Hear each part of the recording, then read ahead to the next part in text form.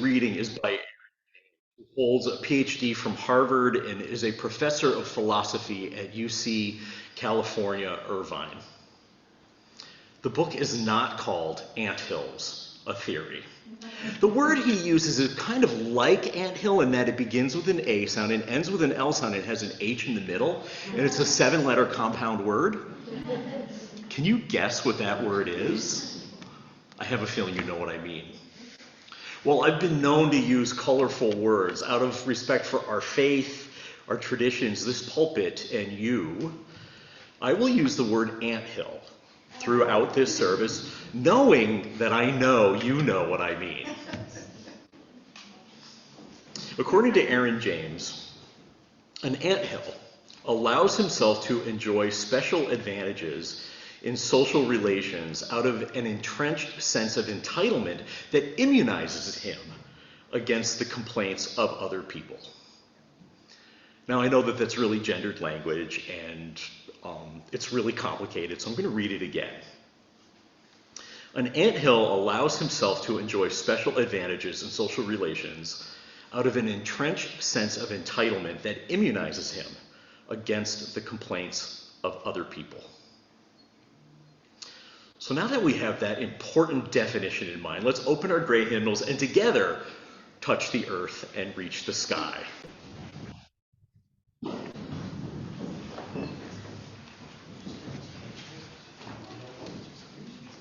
Just Friday morning at the end of my kayaking trip, there was a big truck parked at the end of the boat launch.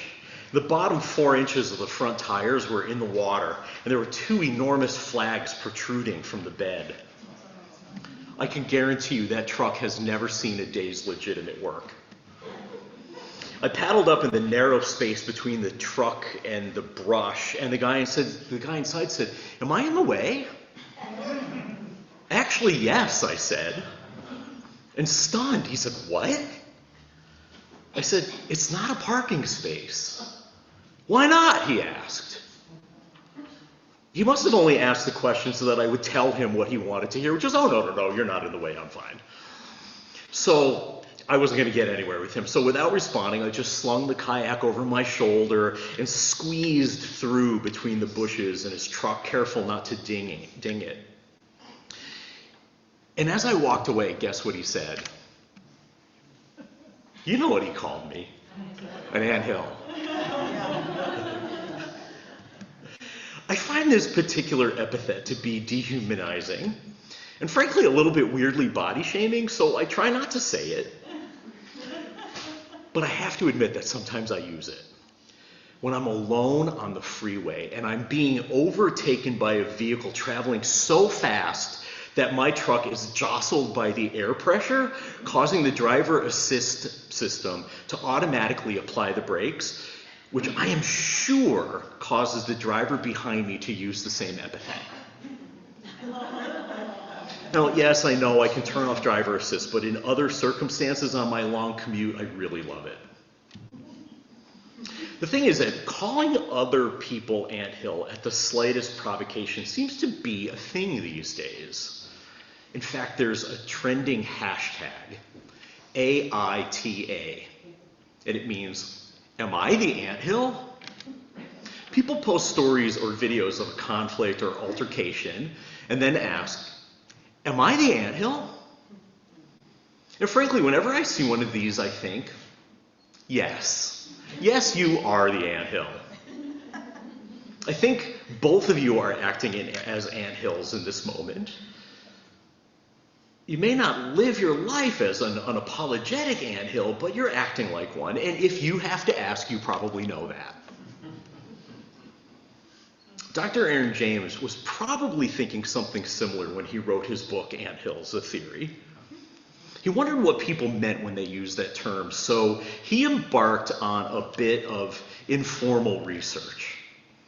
He asked everyone he knew to define anthill. And he was surprised by the consistency of the responses, which allowed him to come up with that working definition.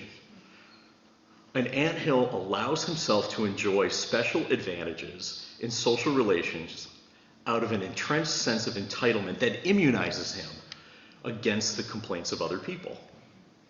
In other words, anthills think that they are so special or so victimized by the world that they can do whatever they want, whenever they want, without regard for others. And when they're called out on their behavior, their sense of entitlement not only makes them unable to hear that calling out, Professor James says, serves as proof to them of their victimization and special status. So anthills seem to say, I'm above the law, and if you are lashing out at me, it's because you are jealous and you feel threatened by my power. So I read this book back in the spring of 2016. I think it was March, when a certain businessman was running for the Republican nomination for President of the United States. And as I read it, I kept thinking, the author could be talking about that guy. And a few months later, after that businessman became president, the next edition of the book was called Anthills, A Theory of Donald Trump.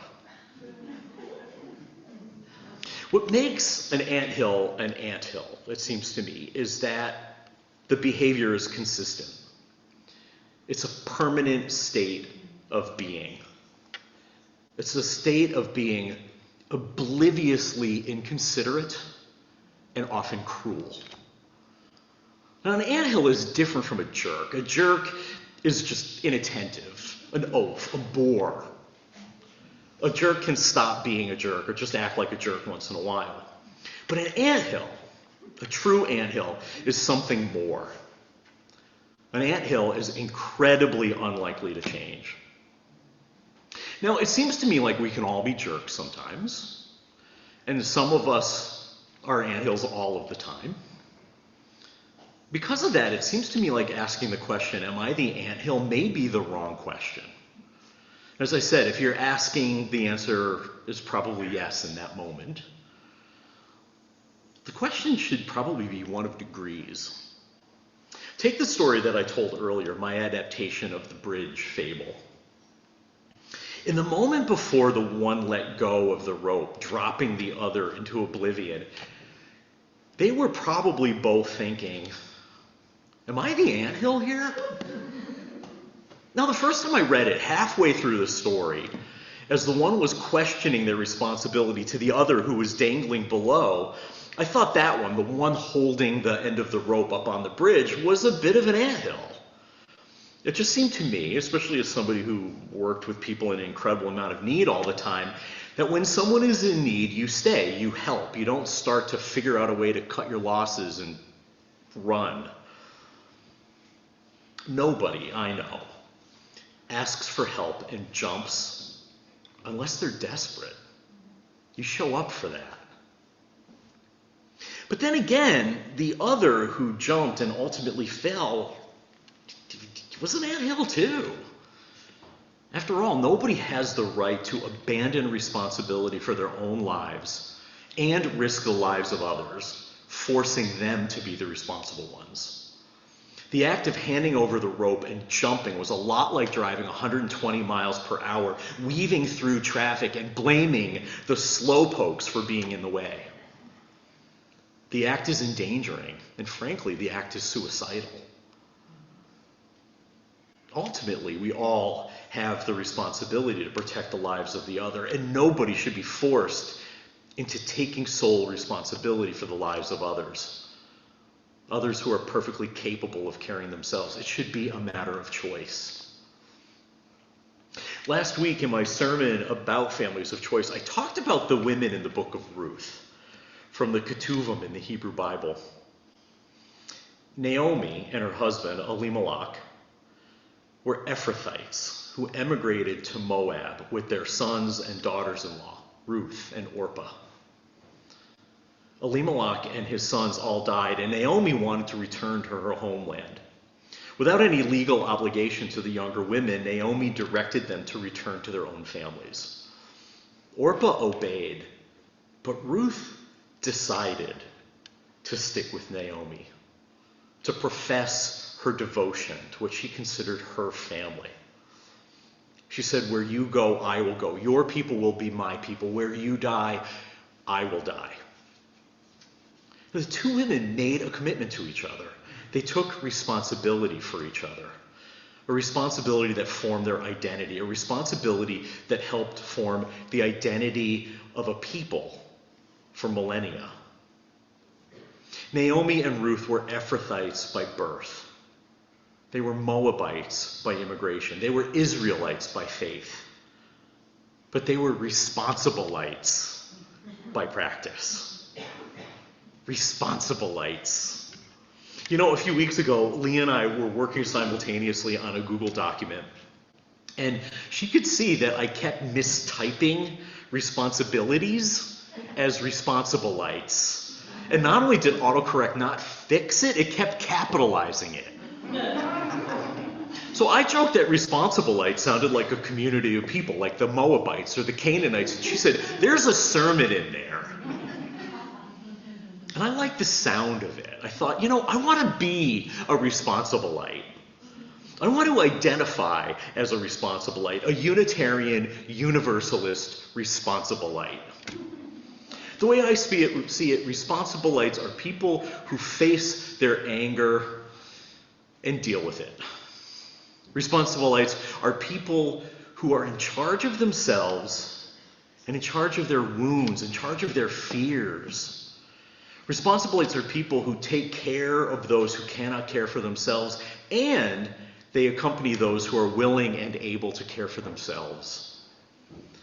Responsibilites might act like a jerk once in a while, but they make an effort to avoid a false sense of entitlement that crosses them over the line into anthill. Responsibilites seek relationships with others who know that our lives and liberty are bound together and that none of us can change the behaviors of others. Responsibilites seek justice, especially when it's elusive, and know when to reserve judgment. Responsibilites try to be helpful, to wear masks when necessary, to make way for emergency providers on the streets, and to cooperate with fire drills and such. Now, I'm sure that in a couple of weeks, when we have our fire drill, you all will be Responsibilites in that moment. Responsibilites know that there are enough time and resources and love to make anything happen, as long as we treat those three things as gifts. Responsibilites worship the mystery within us and reach out to the mystery beyond.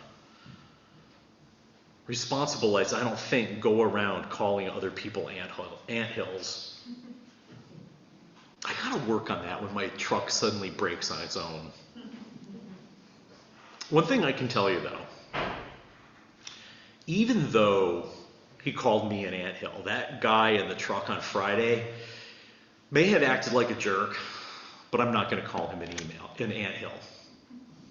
Because the truth is, I probably came off as a bit of a jerk myself. I had some preconceived notions about the cis-het, MAGA hat wearing white man I was sure would be in that truck long before I saw him. And as soon as he saw me, he probably knew what I thought. So I'm going to try to do the Responsibilite thing. I'm going to try to assume the best. That he really did want to be helpful. And neither one of us really gave the other a chance. And maybe I'll even pray for him. May it be so. Please rise now as you're willing and able for hymn number 103 in the hymnal. For all the